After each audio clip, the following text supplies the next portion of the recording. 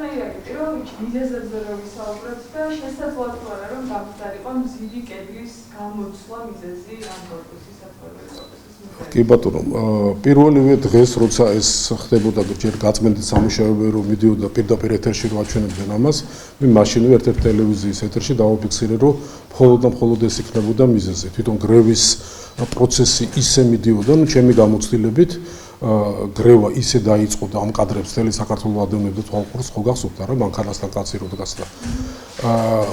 ესე იგი დაწოლა მოხდა პირველ და მეორე სართულს გადახურვის ფილებს შორის და პირველი სართულის ბათქაშიც კი გამოინგრა, ანუ ისეთი ეს გამოწვეული იყო 99% ზუსტით პირველი სართულის ან სარდაფის შუა ნაწილში მზიდი კედლის გამოცვლის გამო. ეს სასახად, ну სხვანაირად ვერ წარმომიდგენია. ნებართვების გაცემასთან დაკავშირებით კითხავთ, როგორ ასრულებენ საკუთარ უფლებამოვალეობებს, უფლებამოსილებას შესაბამისი ორგანოები და მედიის სამსახური რამდენად სწორად მუშაობს, ამ შემთხვევაში ეკისრება თუ არა პასუხისმგებლობა მედიის სამსახურს, რადგან შიდა ტერიტორიაზე, შიდა პერიმეტრზე ხდება. გასაგები, აი წარმოიდგინეთ, რომ ავიღოთ საცხოვრებელი ფონდი და მერიის თანამშრომლების რაოდენობა. აბსოლუტურად დისპროპორციაა და არ შეიძლება რომ ვერ შეძლებენ რომ მერიის თანამშრომლები ზედამხედველების სამსახური ყველა იმაზე რა ქვია ბინაში ვის რა მოუვიდა თავში და ვირა სამუშაოს ასრულებს იმას რომ აკონტროლებდეს. არის მეორე საკითხი აქედან თუ მიმართვა იყო მოსახლეობიდან რომ რაღაცა სამუშაოები ხმაური იყო და რაღაცა ეს თუ თქვათ ისე სიტყვის მასალა არ იყო და დოკუმენტურად მიმართეს, მაშინ ცხადია ის სამსახურია პასუხისმგებელი, ვინც დროული რეაგირება არ მოახდინა. ამ შემთხვევაში არ ჩანს აქ არის ლაპარაკი რომ ეს მოდათ იქ ხმაური იყო რაღაცა თუ არის მიმართვა და არ მოხდა რეაგირება ცხადი ბატონო არა საჯარო რეესტრი იცით ძალიან ვთქვით რა ეგეთი რაღაცეები ვრცელდება ხოლმე და არასწორი ინფორმაციაა რომ საჯარო რეესტრმა ნებართვა არ გაცა საჯარო რეესტრ ეგ არ ეხება საჯარო რეესტრი არის ძალიან ისეთი განსაზღვრული ისა რა ქვია სამოქმედო არეგისტრირებს სხვადასხვა ტიპის თქვა ნასყიდობის დოკუმენტს ან კერძო საკუთრებას ან მიწის რა ვიცი რაც არ ორმა ადამიანმა ხელშეკრულება გააფორმოს დარეგისტრირება ხდება ანუ საჯარო რეესტრის თუ შევიდა იმის საკუთრების მოწყობის აღებაზე რაღაცა დოკუმენტაცია პირობითად როგორც გაისხადა ხა მე არ ვიცი რაც მოვისმინე ტელევიზორში თან არასპეციალისტის მიერ მე დაახლოებით შემიძლია ვისაუბრო მანდი ხო ეგეთი რაღაცა რომ იმ ფლობელს ქონდა პირველი სართული ნაყიდი და ირეგისტრირებდა მე მგონი აი ეგრე ჩანს სარდაფს რომელსაც ამ სივრცეს აერთიანებდა და საჯარო რეესტრში შევიდა ეგ განაცხადი რომ დარეგისტრირებული იყო და საჯარო რეესტრმა დაახარვეზა რომელიც აბსოლუტურად სწორედ მოიქცა რამდენად შეიძლება პასუხისმგებლობის საკითხი დადგეს იმ პირების მაგალითად იმ ადამიანის ვის მფლობელობაში იყო ეს ბინა და იმ პირების რომლებიც არემონტო სამუშაოებს ახორციელებენ იცით როგორ არის პასუხისმგებლობა დადგა კიდეც და დადგება ნუ ყოველთვის სასამართლო დააყენებს ამ პასუხისმგებლობას ის პირი რომელიც ყოველგვარი ნებართვის და ყოველგვარი პროექტის გარეშე ახორციელებდა გავს სამუშაოებს ცხადია ის პასუხისმგებელია ну ნაკლებად პასუხისმგებლები არიან ის მუშები რომლებიც ასრულებდნენ იმის დაკვეთას მაგრამ აქ კიდე სხვა სახის პასუხისმგებლობაა რომ ну იმან არასწორად დაიწყო თქვა მე რო ეხლა დამიდოს ხელშეკრულება ვიღაცამ რომ გავაკეთო იმის პრომანაცლავის ოპერაცია ხო არ უნდა მოვკიდო ხელი მაგას იმან თუ არ იცის რა საკეთებს და რაღაცა იმის მიუხედავად რომ იმას შემოსავალი უნდა და ოჯახი ყავს და ხელფასი უნდა აიღოს რაც არ იცის იმას ხელი არ უნდა მოვკიდოს ეგეც პასუხისმგებლობა იცით როგორ არის მე ახლა თქვა ერთ-ერთ ეთერში ვიყავი დილის გადაცემაში და რაც არ უნდა ცუდად ჟღერდეს და ნუ არაპოპულარულია და ნუ მე ამას შეგუებული ვარ რომ მთელი ჩემი ცხოვრება ვამბობ რომ თქვა ის რასაც ვფიქრობ და სიმართლე და ყოველთვის და ყველა ნაწყენი რჩება ხოლმე რა 100%-ით აი რაც მოხდა 100%-ით მე ვადანაშაულებ 4 მილიონ მოქალაქეს საქართველოს 4 მილიონ მოქალაქეს ყველა ჩვენთაგანი ყველა ვართ მაგაზე პასუხისმგებლები მაგას სანამ არ გავიაზრებთ და არ გავითავისებთ არაფერი არ გვეშველება რა ჩვენთვის გასახარებელი რომ აი სამი კაცი დაიჭირეს და მორჩა გადაობარეთ ახლა ეს პასუხისმგებლობა ბატონო როგორი პოლიტიკა უნდა შემუშავდეს თუნდაც ამ ავარიულ სპორტკორპუსებთან მიმართებაში სხვაგანაც სხვა ტერიტორიებზე არა, სხვაგანაც არის კი არა, ბევრად ნაკლები არის საღიშენობა თბილისში და საქართველოს დიდ ქალაქებში, ვიდრე როგორი პოლიტიკა უნდა შემოშავდეს. ჯერ ეს ერთი დავიწყოთ იმითი, რომ აქ პრობლემური და ხა ნუ თუ დრო არის, მე მოგიყვებით, რომ მინდა რომ ინფორმირებულები იყოთ მასმედია. კი ბატონო, გეტყვით ყველაფერი, გეტყვით რა, თუ აი მე გეტყვით აქ მოხდა ეგეთი რაღაცა. ყველაზე სერიოზული პრობლემები დაიწყო მას შემდეგ, რაც 80-იანი წლების წინა საუკუნის 80-იანი წლების მიწურულს გაიცა ნებართვები, თან ეს უკანონო არა, ნებართვები გაიცა ლოჯიების მიშენების. ანუ ხშირად ურევთ ხოლმე ჟურნალისტები უკანონო, ცუდი და უკანონო სხვადასხვა რაღაცაა რა. ცუდი არის, მაგრამ ნებართვა გაიცა და ისე მიაშენეს. მაგრამ ის იყო გაცემული საზაფხულო ფართებზე. ყველა ნებართვა ეგეთი, რომელიც ძალიან ცუდი არის და მე არ ვეთანხმებოდი მაშინაც, იყო საზაფხულო ფართების მიშენება. რკინის კონსტრუქცია, მსუბუქი კონსტრუქცია, ასე ვთქვათ. შემდეგ 90-იან წლებში, როცა პრინციპში, ქვეყანა ვთქვათ, სხვა იმაში დამოუკიდებლობა და მაგის არავის არ ეცალა, მოსახლეობამ თვითნებურად დაიწყო ამ საზაფხულო ფართების საცხოვრებელ ფართებად გადაკეთებას ტერმინს, ორი ტერმინი ეგ არის. დაიწყეს მისი ამოშენება, თქვათ, რაღაცა შემინვა, რაღაცა საინჟინრო ქსელების გაყვანა და ასე შემდეგ. რამაც გამოიწვია უკვე ამის ავარიულობის გაავარიულება ამ შენობების. ეს არის ერთი ისა. მეორე დანაშაული იყო, როცა 90-იან წლებში ისევ თან ეს ყველაფერი დამოკიდებული ერაზე, იცით, 1980-იან წლების ბოლოს ეს გაკეთდა, რომ აი განაწყენებული და საბჭოთა კავშირი უკვე ინგრეოდა, იგზნობოდა ხალხის გული რომ მოეგოთ. იმიტომ გააკეთეს. თორე მანამდე, თქვათ, 70-იან წლებში ამას აზრათაც არავის არ მოუვიდოდა, როცა ყარად იყო საბჭოთა კავშირი. 90-იან წლებში, როცა ასევე, თქვათ, არჩევნების ხმებზე და რაღაცეებზე და გულის მოგების მიზნით გაუშვეს პრივატიზაცია, რამაც დაღუპა, მე თუ მკითხავთ, იმიტომ რომ დღეს კანონმდებლობა და თქვენ კანონი იკითხეთ. კანონმდებლობით ყველა აი ამ სახლის მფლობელი არის თავიდან ბოლომდე პასუხისმგებელი თავის გონებაზე. ეს და იგივე ანალოგია რომ ადამიანს თქვათ, მანქანა რომ დაუძველდება და გაუფუჭდება, მერია არ გამირემონტაო რო თქვას. საკუთარია რა იმის. ყველამ გააკეთა პრივატიზაცია, თან ზოგს დაუკანონეს რა იცით, უკანონოდ გაკეთებული, აი ეს ლოჯიები საცხოვრებელ ფართად არის. შესაბამისად, ამის გამო ვერ ხვდება და ამის გამო გონია, რომ აი უსერიოზულესი, თითქმის განუხრწიელებელი არის, აი ამ ხრუშოკების და თქვათ, აი მსგავსი კარკასულპანელოვანი სახლების მოსახლეობასთან, აი მიშენებულ მოსახლეობასთან მოლაპარაკება, იმიტომ რომ მე მქონია პრაქტიკაში და აი წარმოვიდგინეთ და ყველა თქვენ მეზობელს ამოიცნობთ მაგაში რა, ყველა თქვენთაგანი ყოფილა ეგეთი შემთხვევა, რომ აი ერთ-ერთ თქვათ ვაჟა-ფშაველას რაღაც კვარტლებში მივედით ველაპარაკებით 60-ოთახიანი ბინა არის მოშენებული აქ ლოჯი თქვათ, მთელი კარკას რკინის. და რომ ვესაუბრებით, რომ აი ჩვენ ამას დავანგრევთ, მოგცემთ რაღაცა ფარც, რამდენიც გაქვთ იმდეს ახალს. იმას მოველაპარაკეთ. შემდეგ სახლზე ავდივართ, იზიძახთ კაცო, იმას თუ ამდენს აძლევთ, თავის მეზობელზე ეძახის. იმა რემონტი გააკეთა 20 წლის წინ და მე ახლა გავაკეთე ესპანური კაპელით. ანუ ყველას ისა აქვს რა, თავისი ერთი, აი ბალტიისპირეთში მე მანამდე სანამ ამას დავიწყებდი, შევისწავლეთ რიგაში და ტალინში როგორ გააკეთეს.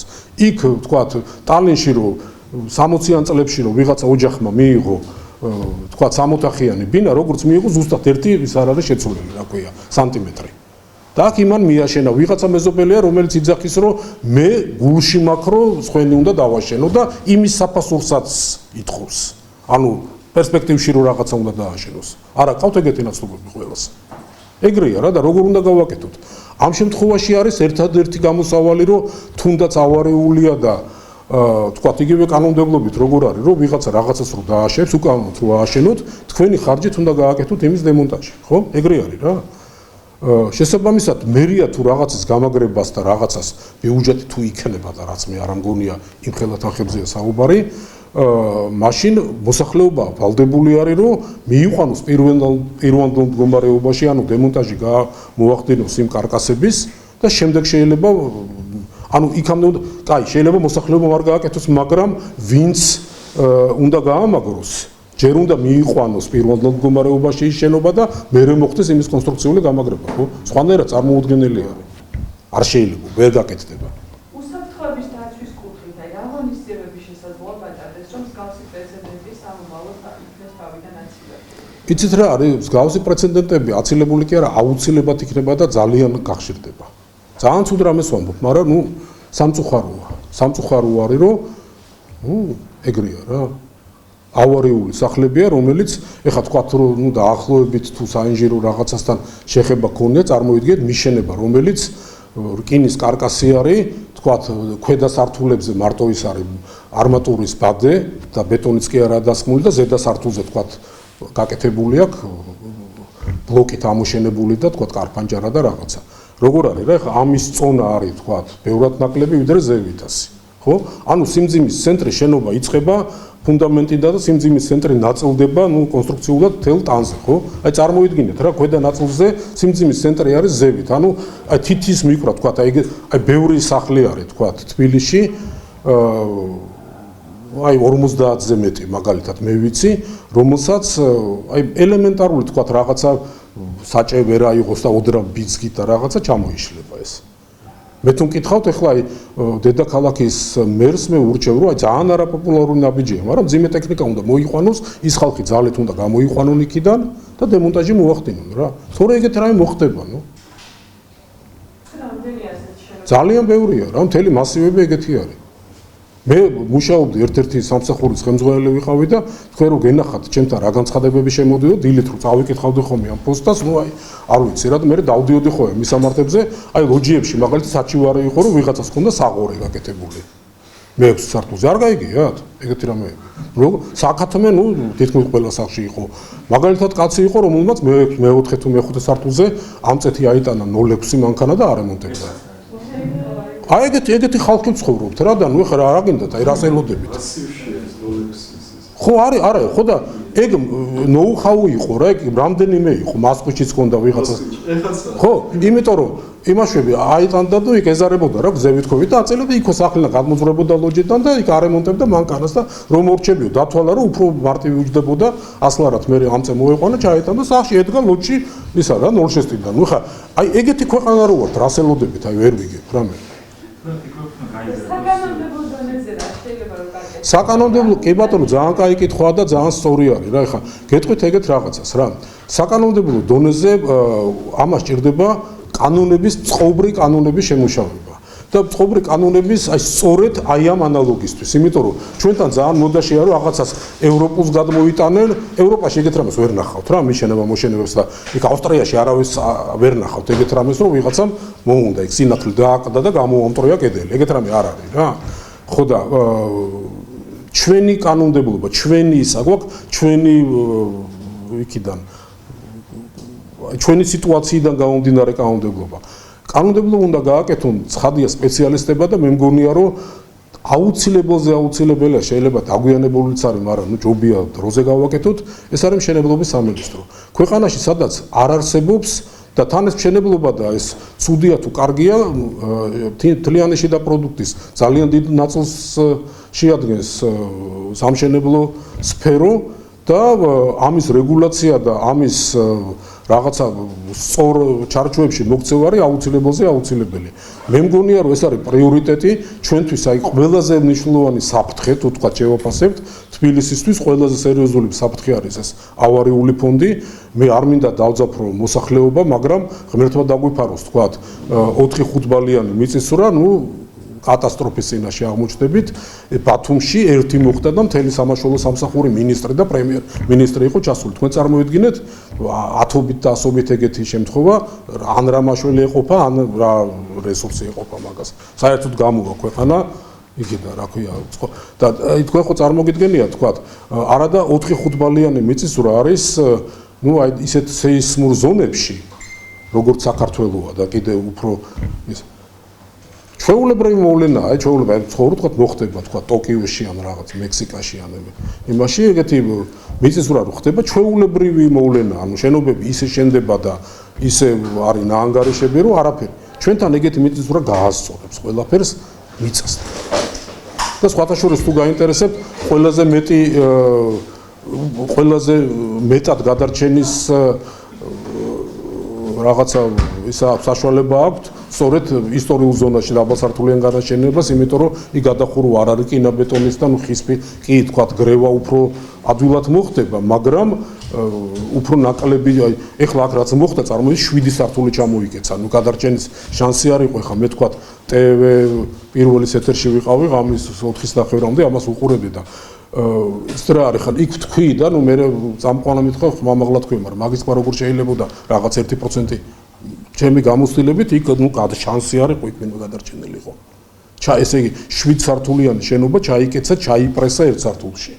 იქ გადარჩენა ხდება ხოლმე რომ რაღაცა ჰაერის ასე ვთქვათ კამერები რო რჩება იქ შემთხვევით თუ ვიღაცა საუბრობდნენ რა ის როდესაც მზიდი კედელი ინგრევა მსგავსი ტიპის ინგრევა არ ხდება აბა როგორ ხდება მზიდი კედელი წარმოიდგენთ როგორ არის რა მზიდი კედლებიც არის სხვადასხვა ტიპის აი და მშენებლობაც აი როცა ეგრეთ წოდებული DSK იყო იშიფრება დამასტრაიცელნი კომბინატ სახლმშენებელი კომბინატები იყო საბჭოთა კავშირში რომელშიც სადაც კეთდებოდა სახლის ასაწყობი ელემენტები ბეტონის კონსტრუქციები ცივ ბეტონს რო ეძახიან ანუ მზადდებოდა იმ კომბინატებში და მე ადგილებზე მიქონდათ ქალაქებში და ხდებოდა ამის მონტაჟი ესე შენდებოდა ამ აი ესეთ ასაწყობი კონსტრუქციების შენობას აქ და საქართველოში თქვა იმ პერიოდში ნაშენი 90% ეგეთი არის საცხოვრებელი განსაკუთრებით და ეს შენობები იყო აი თვითონ ეს სტრუქტურა გათვალისწინებული არის იმაზე რომ